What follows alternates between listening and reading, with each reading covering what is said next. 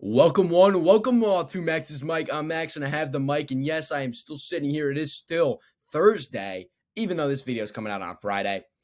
And well, I'm doing it because it's easier just to sit down and record two videos at once than it is to record two separate videos. So the last one that you might have just watched or watched yesterday, hopefully you watched it yesterday when it came out. But if you're watching it now, hope you enjoyed it. That was the college football picks. And now we've got the NFL playoff picks. And boy, are we in store for some great games. We're going to be kicking it off. The game that starts tomorrow on Saturday at 4:30. Chargers Texans. And well, the Texans have kind of limped their way into these playoffs.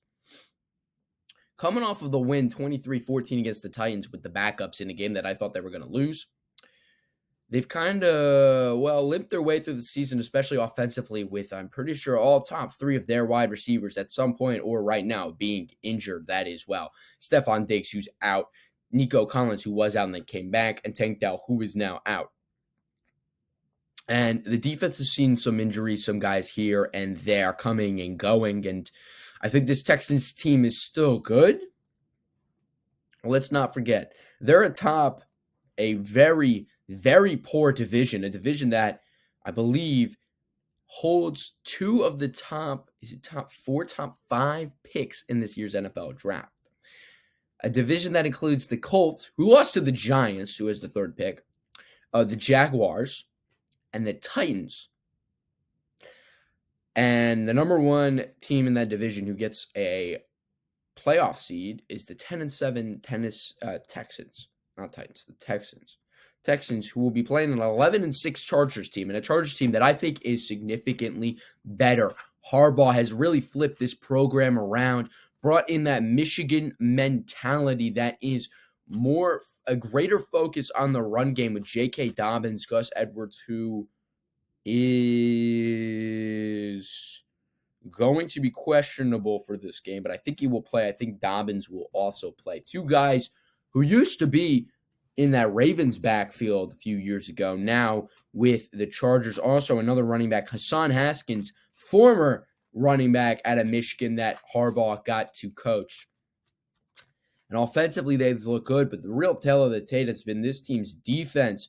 Darwin James, Khalil Mack, Joey Bosa getting it done. Former Michigan and draft pick of last year, Junior Colson, also making some impactful plays. This Chargers defense has been really good and is going to be the real game changer in this one. And the reason why I believe the Chargers will come out with the win. Do not believe that the spreads are out yet. I might make an Instagram post before game time covering the spreads. Might not. We will see if and when they come out. And, they're constantly live updating, but obviously I want to give you the final lines that will be there for the start of game time. So we'll see, but I got a feeling they're going to be constantly updating, so I'll get to you when I can. But I believe that the Chargers will win this one. Moving on, the next game, the game that night, Steelers-Ravens, and a game that should be good, but I don't think it will be. Now, Mike Tomlin's really had Lamar's number the last few years and the majority, almost all of Lamar's career, but I think that changes now.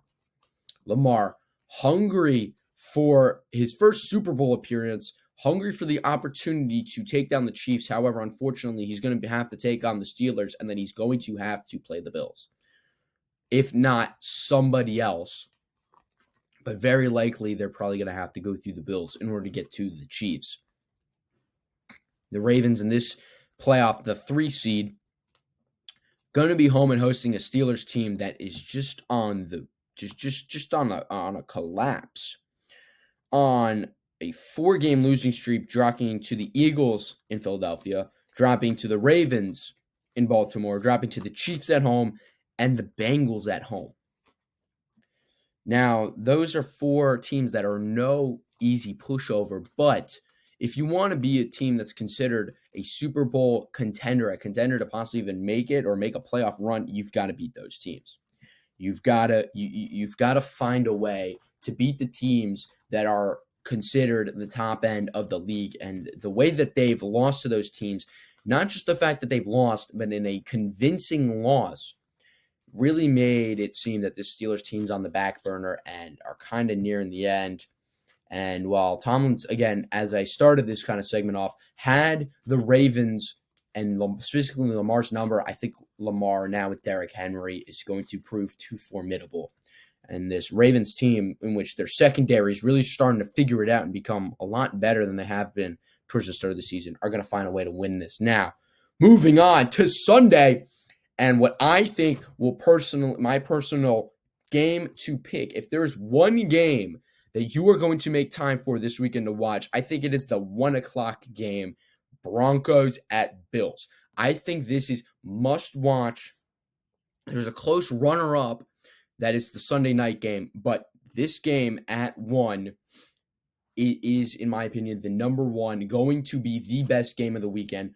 Broncos at Bills. And the Broncos, with rookie quarterback Bo Nix and this defense that is the best in the league, with the best cornerback in the league in PS2, Patrick Surtain II, has really been stellar this season. It's been the defense with Bo Nix producing enough to be able to win games that has proved the successful formula to get the Broncos this far. And now they got to go to Buffalo and take on a Bills team that includes the MVP this season in Josh Allen, who has looked incredible and carried a Bills team, specifically an offense that, besides James Cook, they've got a stellar O-line, but they've got James Cook, Dalton Kincaid, and a good tight end, and the wide receiver room is, really lacking star power. Is really not where many would have hoped, especially going into the season when the Bills made it pretty clear that they're going to be locked in on upgrading that wide receiver room. And you've got Khalil Shakir, who's been pretty good. You've got Keon Coleman, who they just drafted, who I thought would eventually turn into the number one, but there's been some interior problems, something seemingly a little off about Keon Coleman and his role in this team. They added Curtis Samuel, who's looked good, and they've added Amari Cooper midway through the season, but he's still slowly finding his role within this Bills offense. And I think next year and in the years coming, if he were to stay in Buffalo, he's really going to mold into a key player. However, it's been the production of Josh Allen's running abilities, ability to scramble and make plays, as well as the run game, using the running backs in the pass game too, Ty Johnson, Ray Davis, getting more production in the pass game with James Cook being the bell cow running back has really proved successful. And this Bills defense is no pushover. This is a true number 2 team. I think they're better than the Chiefs, not their defense, but offensively they've looked a bit better at times as the Chiefs. Well, they're yet to put up 31 plus points in the game this season. But we'll get to that in later weeks should that matchup be seen, as the Chiefs are the 1 seed. They've got a bye this week. So this Bills team looking great. This Denver team has also looked great. Now, offensively, been a little lacking, especially with the run game. Javonte Williams, the lead back, Jaleel McLaughlin also there. However, those aren't really 2 of the better running backs in the league. And while they've been doing well enough to produce, the Broncos are really going to, at the end of this game, I believe, look back and realize that they kind of do need a run game. You don't need a dominant run game if your pass game's able to keep up, but you need a run game. You need to be able to move the ball on the ground and not allow the defense to just sit back and pass coverage and be confident enough to know that their front 4, front 5 defensive linemen are going to be able to stop the run game and be able to sit everyone else deep and anticipate a pass. And while Bo Nix has done very well and a lot better than I expected him to be a low-end, first-round, second-round draft pick in last year's draft. He was taken early. I believe it was number 10, number 9, taken really high in that first round. And, that's proved to be really, really smart and a really great pick for the Broncos, as he's played very well. And is a real driving reason why this Broncos team is in the playoffs. But the defense, the play of this Broncos defense has just been really stellar. 3rd in the league in offensive points per game allowed. Opposing points per game allowed. I said offense accidentally. As well as they've got the 3rd best run defense in the league, only allowing 96 rushing yards per game. They lead the league with 63 sacks and 1.5 takeaways per game, 7th in the league. A really, really good Broncos team. And offensively, they've done a pretty good job at limiting turnovers, only averaging 1 per game, which is it's pretty good. It's not amongst the top, as we see the top teams. The only team that is sub 1 that isn't it in the playoffs is the Bears, shockingly. But all other teams, Commanders are sub 1, Lions, Eagles, Chiefs, Rams, Ravens, Chargers, and the Bills, averaging 0.47 turnovers per game. So the turnover game is crucial, and the Broncos are kind of allowing 1 per game, but they've done a pretty solid job defensively of limiting their opponents' points and ability to capitalize on that turnover. So in this one, what are we going to need to see? Well, it's just going to come down to whose offense can find a way to go score, and this Bills offense is red hot and is one of, if not the best scoring offense in the league. That's why I'm going to be going with the Buffalo Bills. At 4:30, you've got a struggling, unfortunately, health withering Packers team taking on the Philadelphia Eagles and an Eagles roster that very easily is considered to be a playoff possible contender, possibly capable of going and winning a Super Bowl this year. Excuse me, not playoff, Super Bowl contender. Looking at this matchup, the Packers have looked pretty good this season, have played well, but unfortunately, I do not think they will be able to take on an Eagles team that coming into this year had some issues with the secondary, but that has really figured itself out, have really developed a solid run defense. And offensively, yes, Jalen Hurts is looking a little iffy, but yet you've got Saquon. You've got 2 of the better receivers in the league, A.J. Brown, Devonta Smith. Dallas Goedert should be back, who's a solid receiving and blocking tight end. You've got probably one of, if not the best offensive line in the league. This is a really, really good Eagles team, and I think the only thing that one other NFC team has above them that could be a difference maker is that grit factor, and I'll get into that in later weeks should we see a matchup between this team and that gritty team being, well, if you watched the Week 18 video, you'll know the Lions. So I think the Eagles are going to manhandle the Packers, take care of business, and win this game pretty convincingly. Now, here's my runner-up game. This is what I think will be the second best game of the week. Commanders at Buccaneers. And the Commanders coming in with a better record, but I think the Buccaneers are the better team. Now, the Commanders third best pass defense in the league, allowing the 3rd lowest passing yards per game at 189. Buccaneers allowing a lot more passing yards, but the Buccaneers do have a stellar run defense, and that is what I believe going to be the difference maker in this one. As the key, what makes Jayden Daniels so deadly is that he's like Lamar. He can run the ball. But what I think that this Buccaneers team can do is, well, Jayden Daniels is not going to be running the ball up the middle, so you've got to contain him. And I think Vita Vea is big enough to basically be able to handle almost all of the interior line. So if you have a greater emphasis on covering the edges,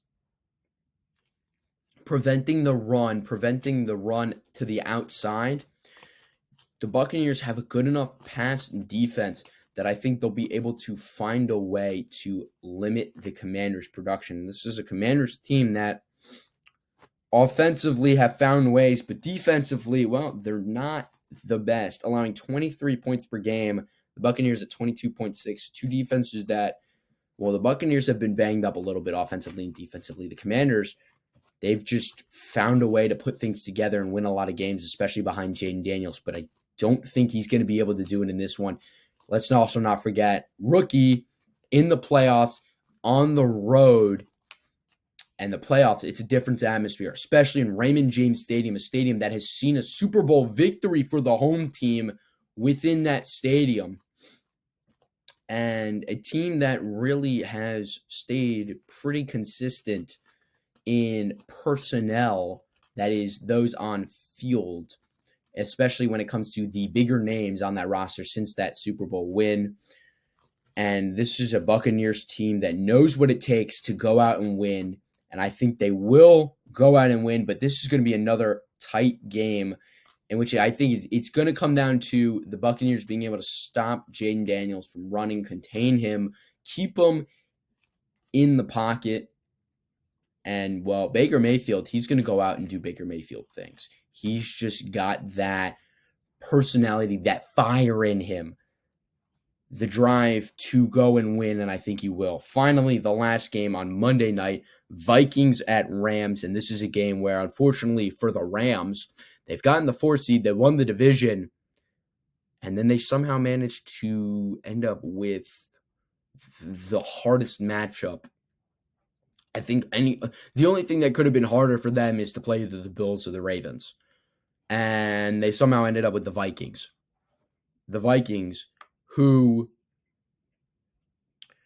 very easily could have been the number 1 seed, if not for that Week 18 loss that they just had. And now, coming off of that loss, they are going to be fired up and looking to find a way to go and win, and get back at the Lions. And should they win, and then both the Eagles and Buccaneers win, that would mean that, based on the way that things fall out, the Vikings are the lowest seed still in it, which means they would get their revenge with the Lions. Something that they want right now. Something that they want to go and do. There's just going to be a different fire under this Vikings team. A Vikings team with one of the better defenses in the league, a defense that is definitely better than the Rams, coached by Brian Flores, who could turn into an a head coach next year, but I think will probably might stay as defensive coordinator of the Vikings. Has done a really good job bringing this pass rush, blitz heavy Vikings defense to life that has really found success through the turnover game. A really stellar Vikings defense who leads the league in takeaways with 1.9 takeaways per game, 19.5 points per game, which is 5th in the league. They have the second best in least amount of rushing yards allowed with 93. I believe the only team ahead of them in rushing yards allowed per game is the Ravens. Their great arch rival, the Lions, are 5 at 98. So this Vikings team, really good against the run, not as good against the pass. However, they bring a lot of pressure. They get a lot of sacks, 4th in the league with 49 sacks. So just simply offensively limiting the turnovers, getting everyone the opportunity to touch the ball. Aaron Jones, the running back, giving him the opportunity to get his carries, spreading the ball around to other receivers, Hawkinson, Justin Jefferson, making sure he gets his touches, as the Lions did a really good job limiting him, but not trying to force it to him, being open to spreading the ball around, something that Sam Darnold has done a good job this year doing, getting it to Addison and Naylor. And I really just think that while the Rams are going to put up a good fight with Puka Nacua, Kyren Williams, great running back, I don't think they're going to be able to keep up with this Vikings team that I think will tear up a young and still developing Rams defense. So those are my picks. We'll run through them real quick. And the Saturday games can be Chargers over Texans, Ravens over Steelers on Sunday, Bills over Broncos, Eagles over Packers, Buccaneers over Commanders, and then the Vikings to defeat the Rams. And that is not all the higher seeds. The Chargers are the lowest seed. The Ravens are the higher seed. Bills are the higher seed. Eagles are the higher seed. Buccaneers are the higher seed, although I wouldn't be surprised if the Commanders end up favored in that game, although I think the Buccaneers will. And then the Vikings are technically the lower seed, but I think they will end up being the favorites. Those are my picks. Those are who I think will win, ignoring the fact of who's the higher or lower seed, and sticking to strictly the fact of the production and play of each team this season. Those are my picks. Hope you enjoy the football games. Have a great weekend, and I'll see you next week for the next round of the NFL playoffs. Until then, take care and goodbye.